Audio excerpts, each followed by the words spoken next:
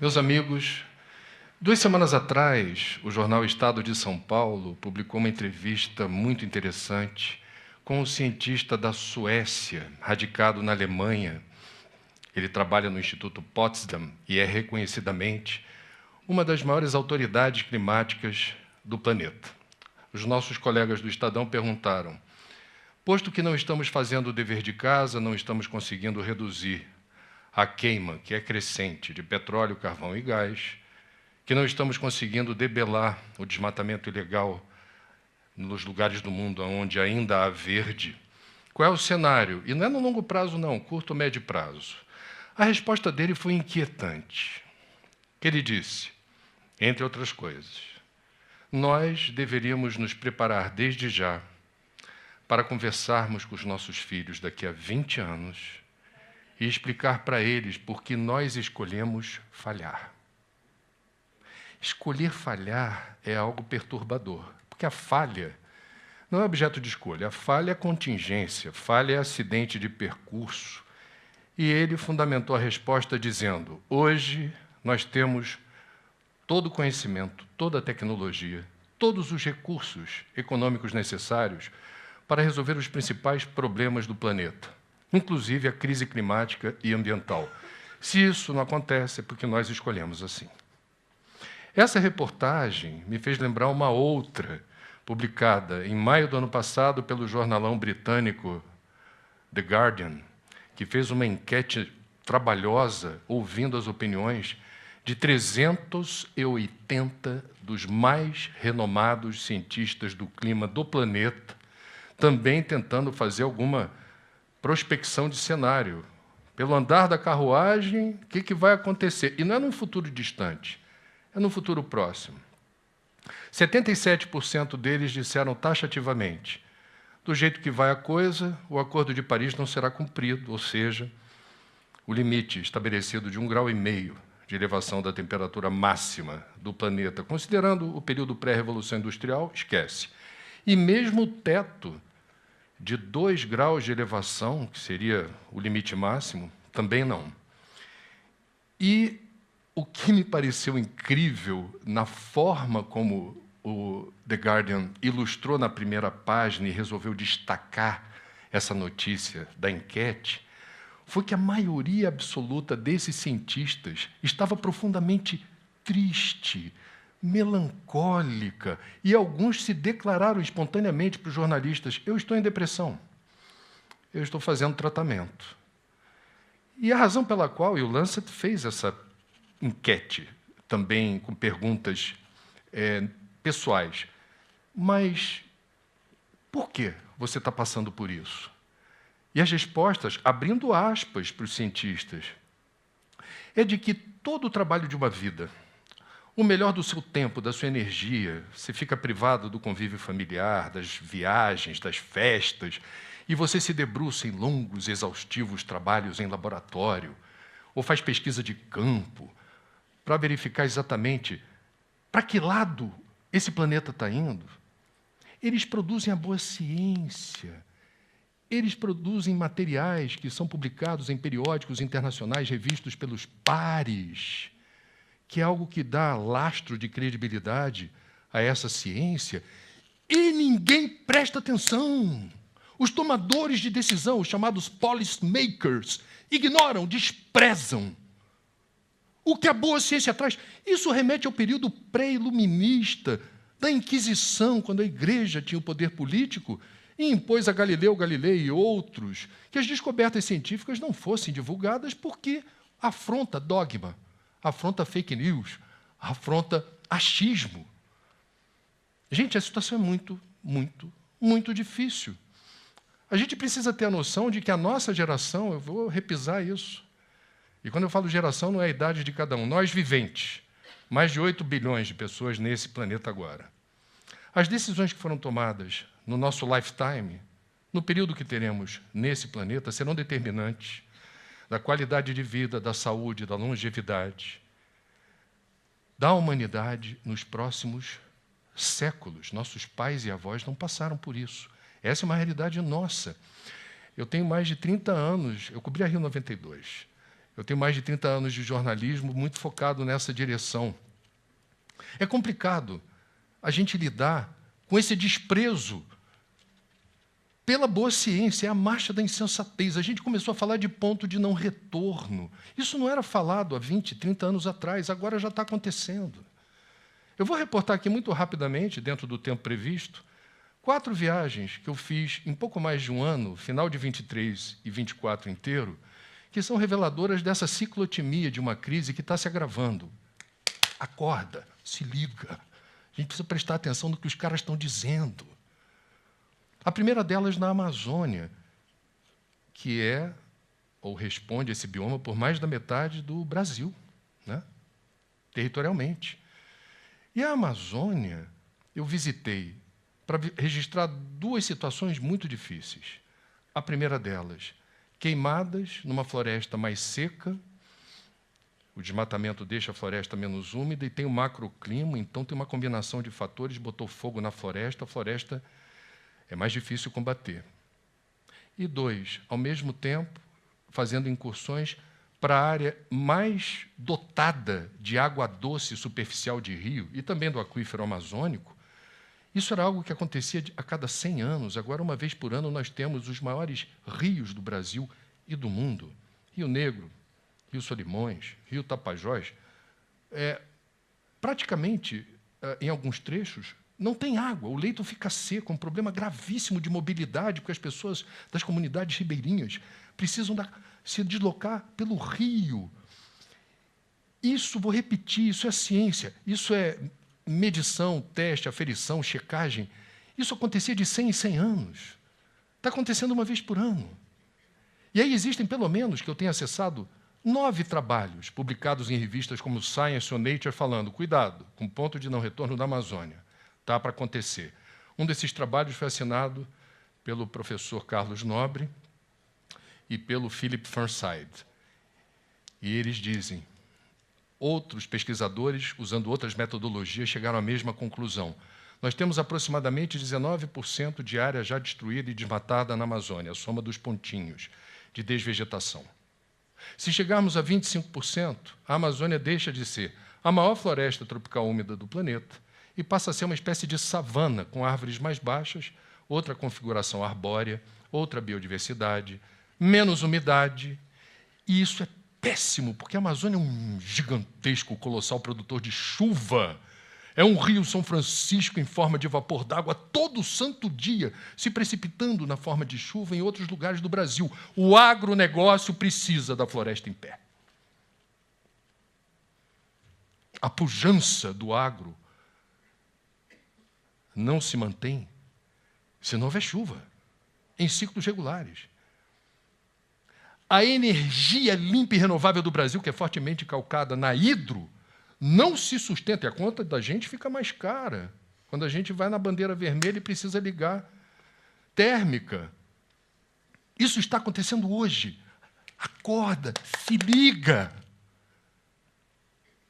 Segunda viagem, Pantanal, que já foi, continua sendo, a maior planície alagada do planeta, um paraíso, patrimônio da ONU. Problema, o Pantanal também tem seus estudos de ponto de não retorno. Ele está ficando cada vez mais seco, pastagens que vão avançando sobre aquele bioma, queimadas progressivas.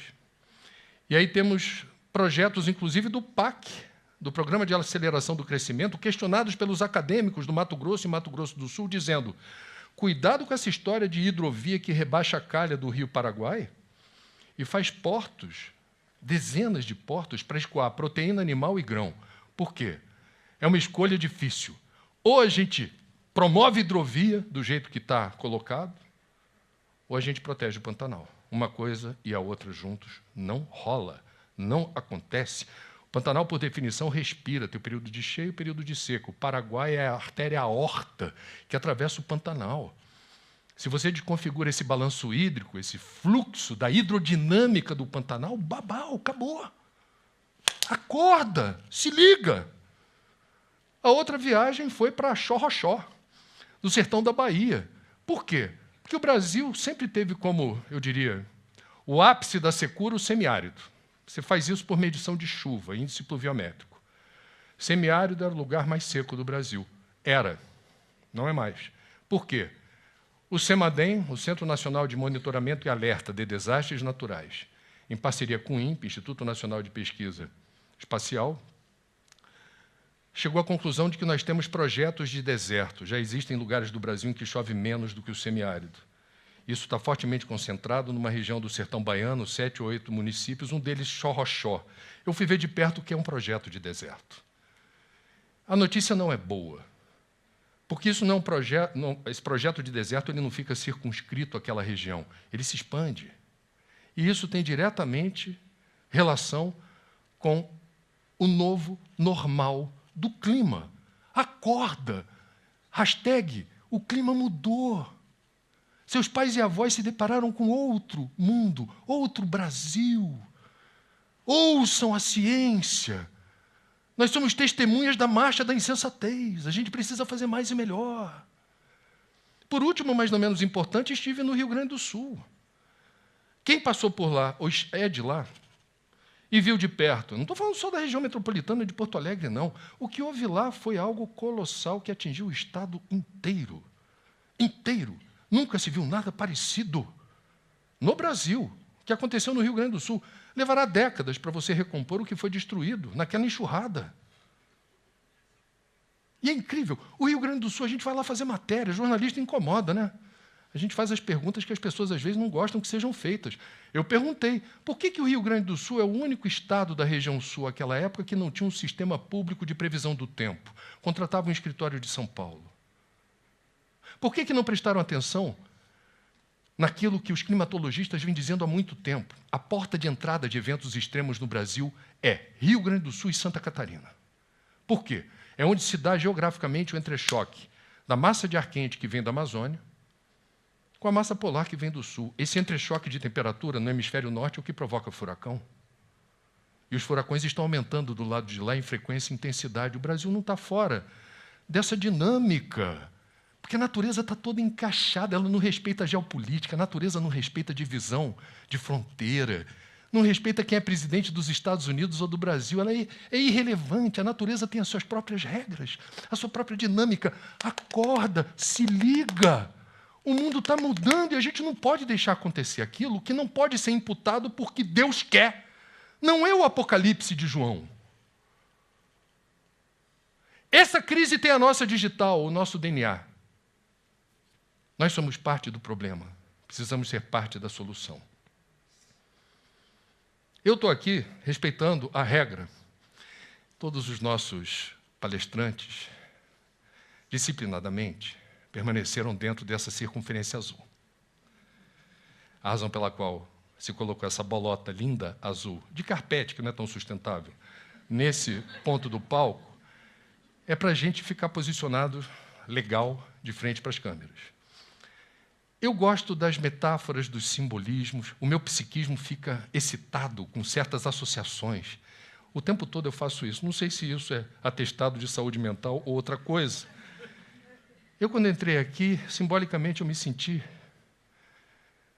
na nossa casa planetária, na nossa nave azul, imersa no universo. Aqui, ninguém é dono de nada, ninguém é proprietário de nada. Nós estamos de passagem, nós somos inquilinos. Sabendo usar não vai faltar. Para quem? Para quem vier depois. Faz parte, ou deveria fazer, da nossa ética civilizatória, cuidar bem daquilo que é de uso comum. Há 10 anos atrás, o Papa Francisco expressou na encíclica Laudato Si sobre a nossa casa comum. Aqui, a gente pode dizer, somos todos, mais de 8 bilhões de pessoas, passageiros dessa nave azul. Eu discordo.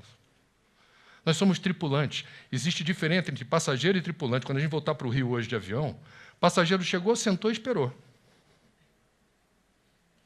Tripulante, durante a viagem, trabalha para realizar a melhor experiência possível durante a travessia.